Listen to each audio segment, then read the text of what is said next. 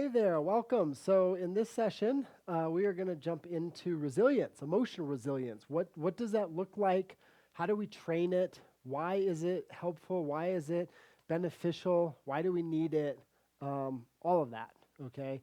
Uh, and if I were to sum up why emotional resilience is essential, is because if you look at people who live the life that they aspire to, what you will see is that they have a high capacity for resilience, right? They have a high capacity for resilience.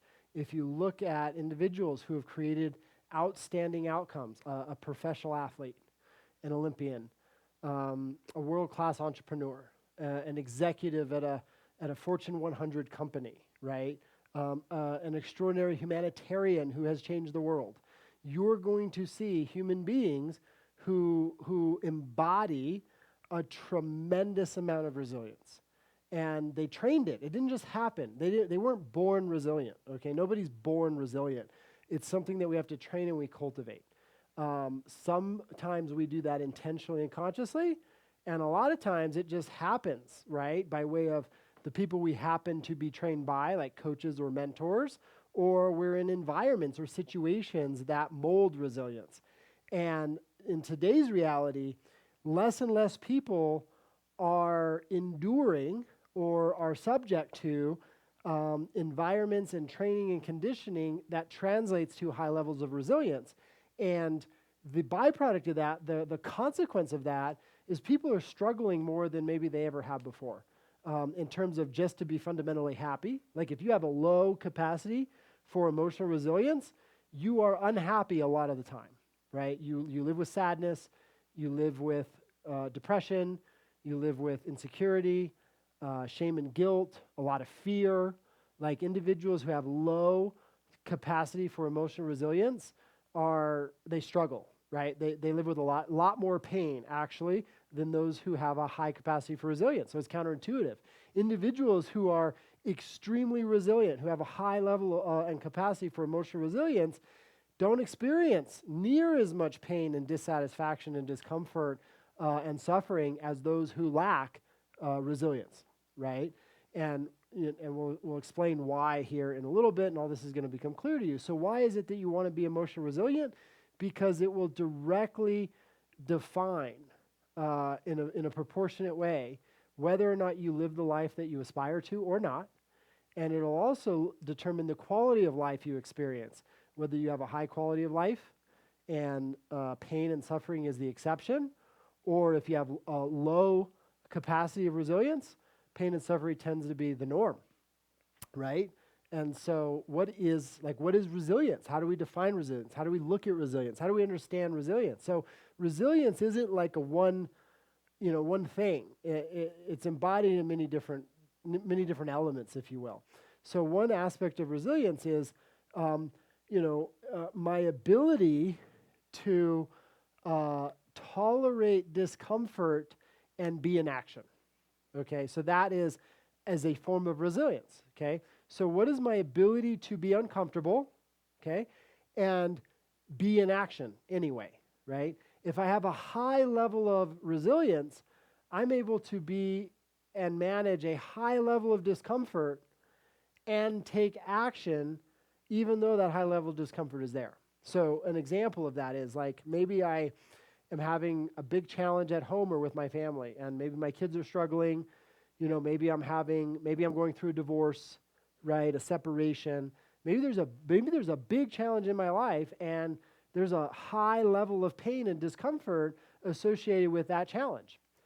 And so what is my ability to be with that discomfort, be with that pain, if you will, and yet still show up and perform at job and at my work and in my career, right? Am I able to, be with the emotional discomfort or the pain and yet still be in action and show up for other aspects of my life and do it well?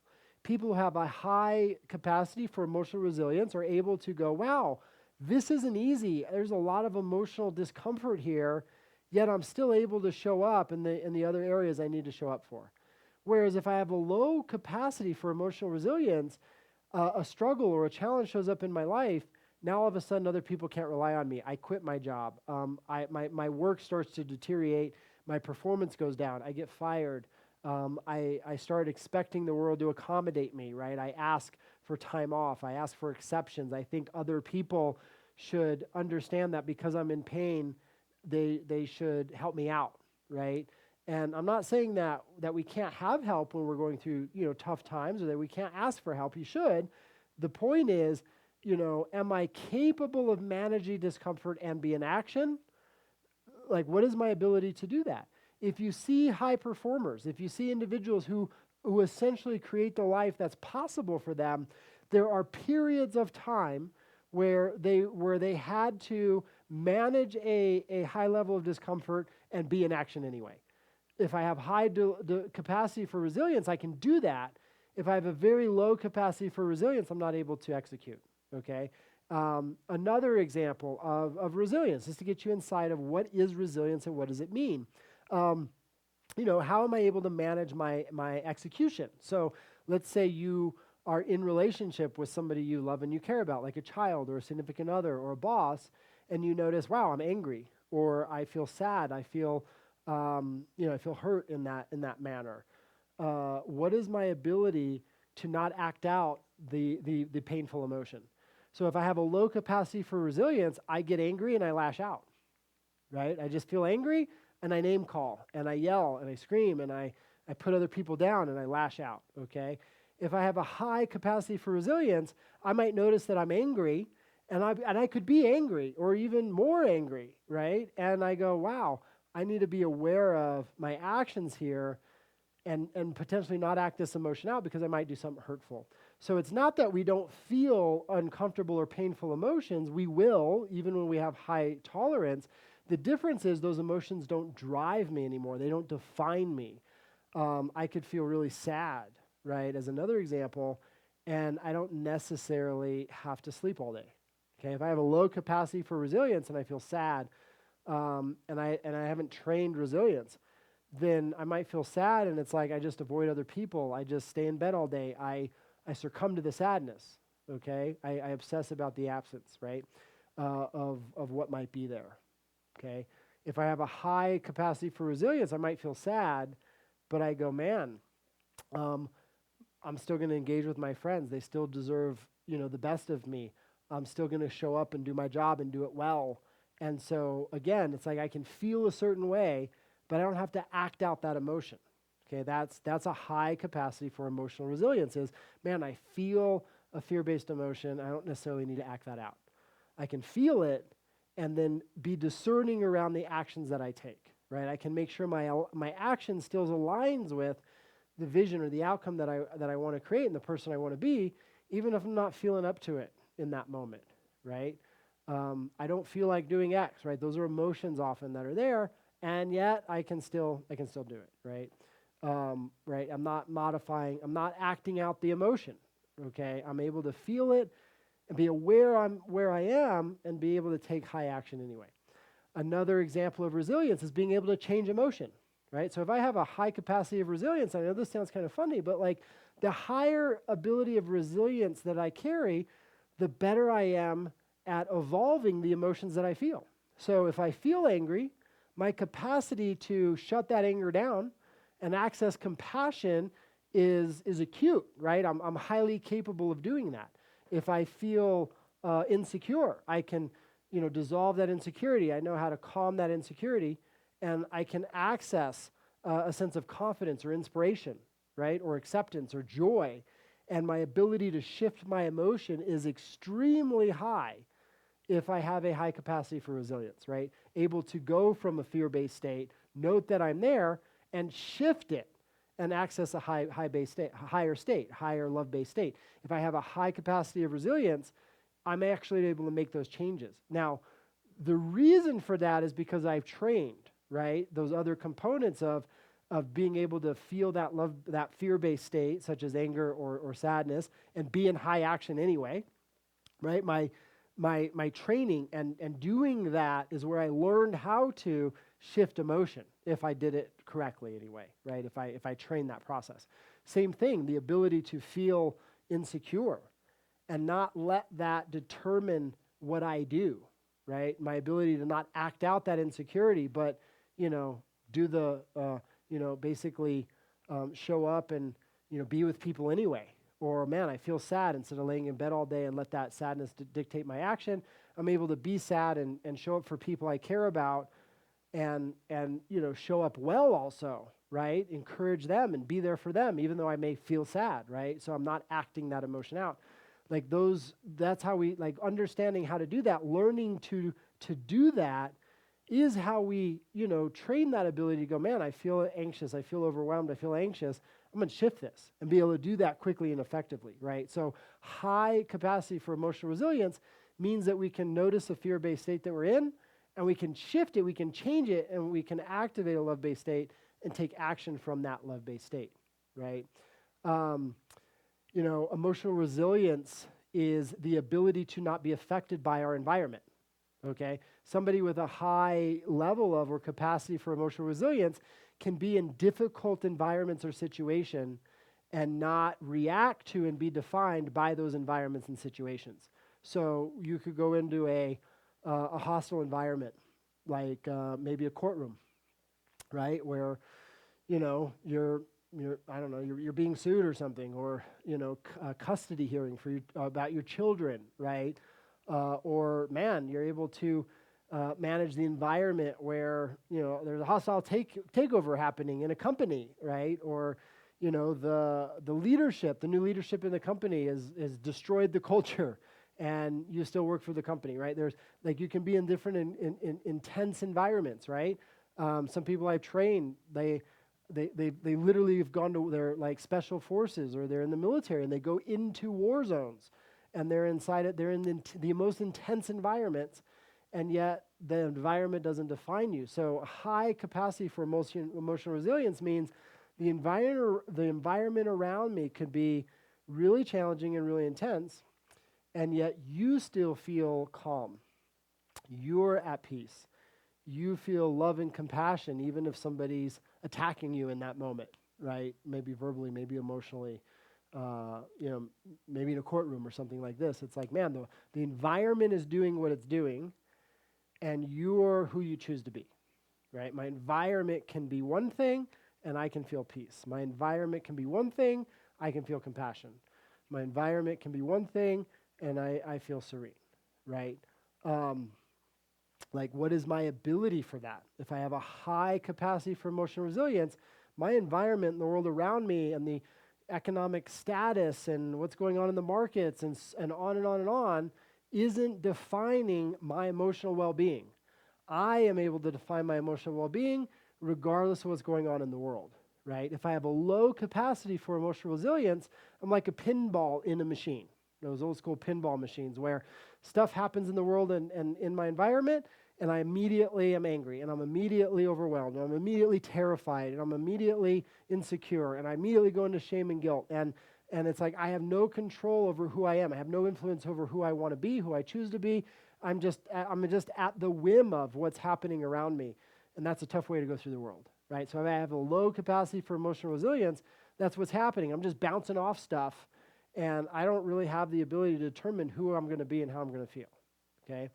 Emotional resilience is also my ability to hold a high love-based state and maintain it, right? On the other side of the spectrum, it's like, man, I can, most of the time I wake up and I'm inspired, and I can maintain that inspiration no matter what's happening around me. And as I said earlier, if I'm not feeling inspired and I choose to be inspired, I can typically get there fairly quickly, fairly efficiently, right? So emotional resilience is my ability to maintain who I choose to be, that high state as joy, inspiration, peace, serenity, etc., and be able to hold that no matter what, right? It's like I am there a majority of the time.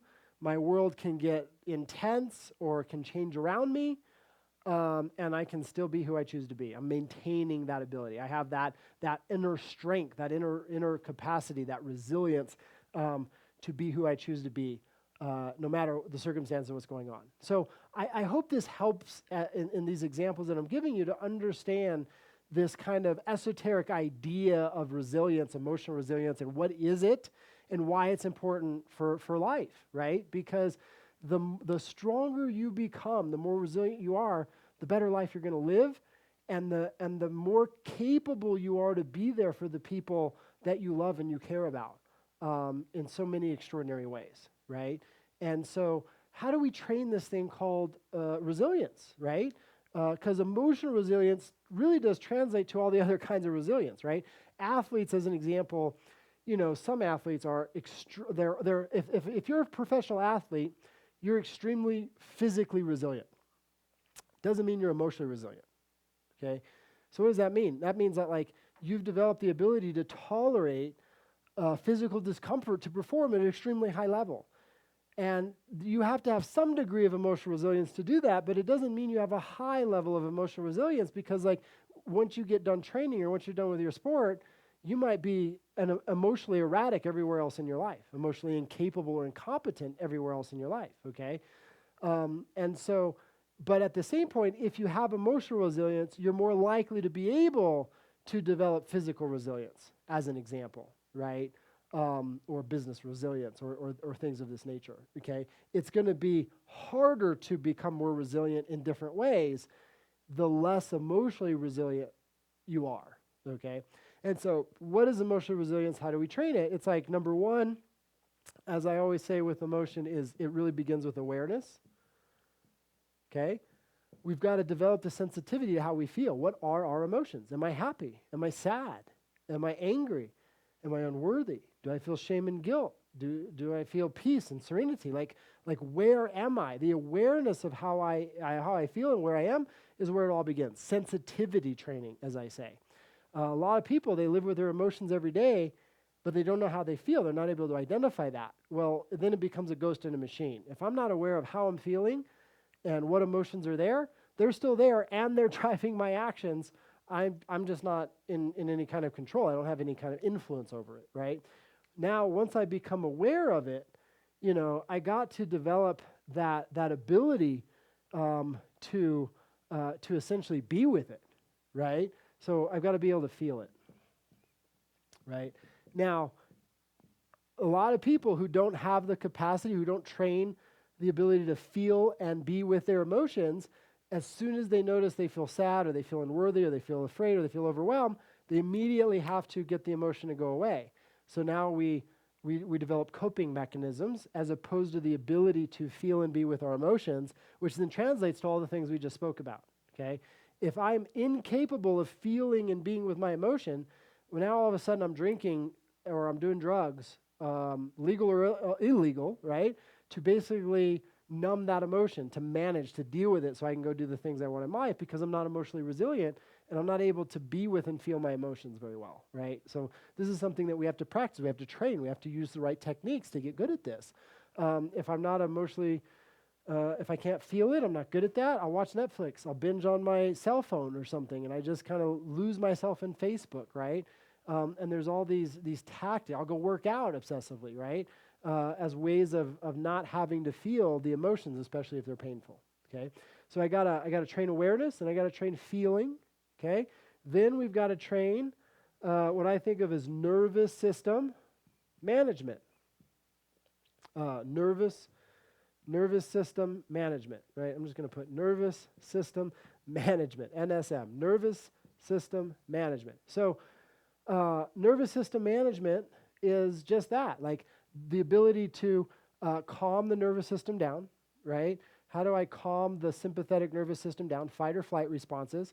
How do I get my parasympathetic nervous system more active so that I access those love-based states?